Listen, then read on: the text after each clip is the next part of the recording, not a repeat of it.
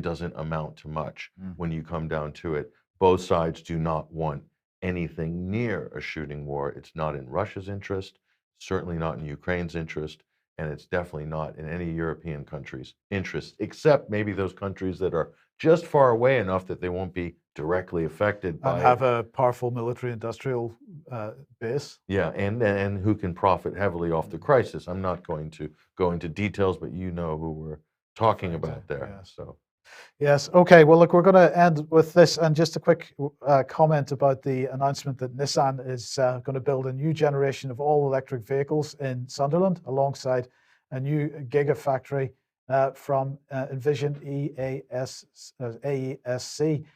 It's a major vote of confidence in the UK, apparently, and our highly skilled workers in the Northeast. Who said that? Well, Boris Johnson on Twitter. So what has Nissan announced? Well, it's a £1 billion EV electric vehicle hub, the world's first EV manufacturing ecosystem. What are they talking about there? They're talking about 100,000 Nissan electric vehicles a year. Now, the latest figures that I have in terms of car assembly in the UK are from 2019, when 1.3 million cars were assembled in this country.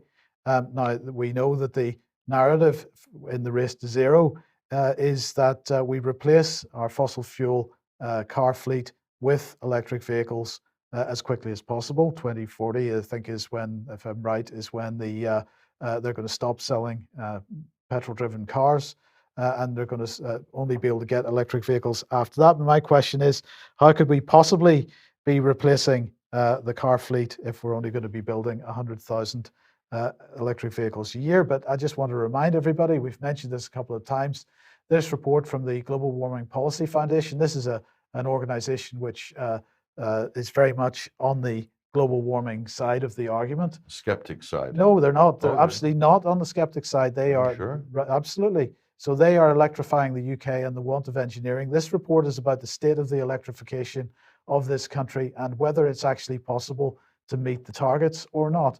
And so electrifying the UK, they made the point that the equivalent energy stored in a conventional car filled with approximately 10.5 gallons of gasoline, an EV needs a battery the weight of at least half a ton.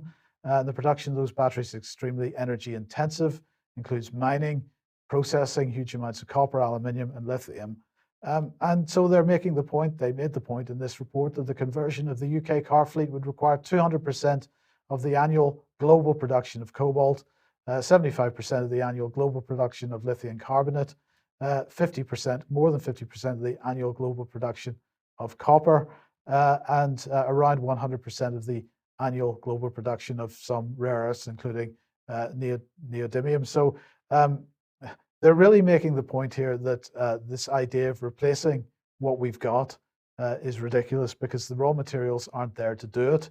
And aside from that, the electricity generating capacity isn't there to do it. And aside from that, the charging points aren't there to do it.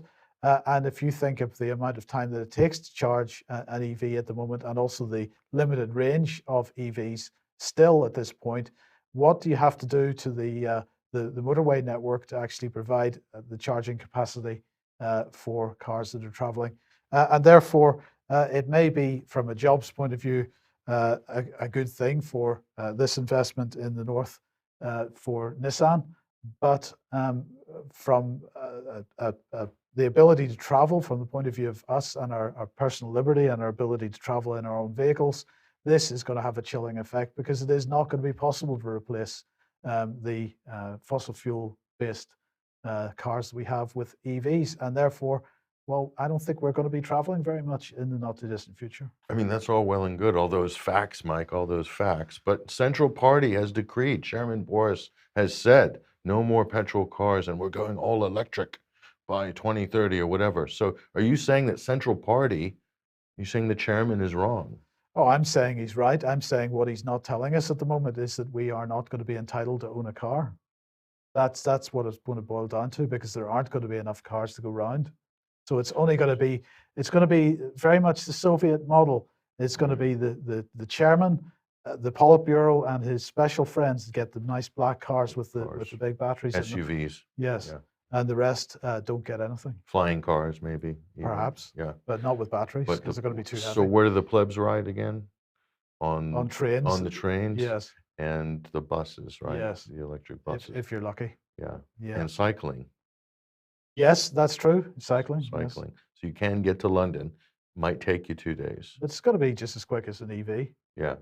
Probably. Yeah. Yes. Probably. Mm. Yeah. Good But point. anyway, on that point, we'll have to leave it for today. Thank you very much for joining us today, Patrick. Thank you to Joe Boyd for joining us as well. We will be back at the same time as usual, 1 p.m. on Monday. Have a great weekend, and we hope to see you then. Bye bye.